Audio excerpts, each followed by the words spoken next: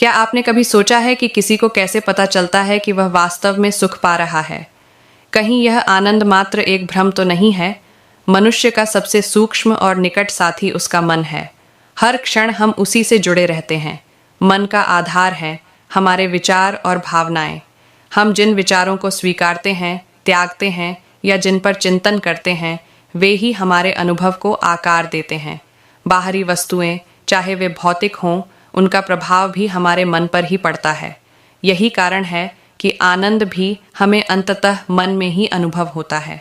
लेकिन मन जब किसी वस्तु से सुख पाता है तो कुछ समय बाद उसी से हटकर दूसरी वस्तु की ओर आकर्षित हो जाता है। संसार का यही नियम है, जिसका आरंभ है उसका अंत भी निश्चित है। इसलिए कोई भी वस्तु स्थायी आनंद नहीं दे सकती। एक समय बाद मृत्यु सब कुछ छीन लेती है।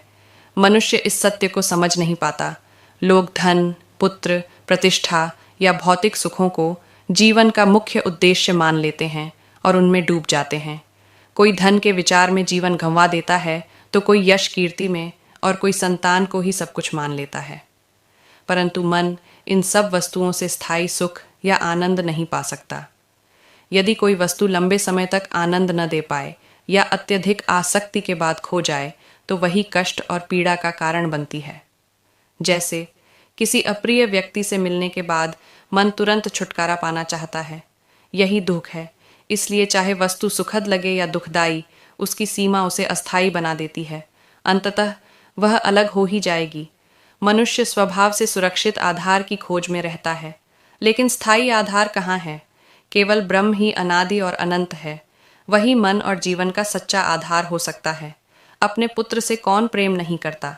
लेकिन यदि दुर्भाग्य से पुत्र छिन जाए तो मन टूट जाता है। यही सीमितता है।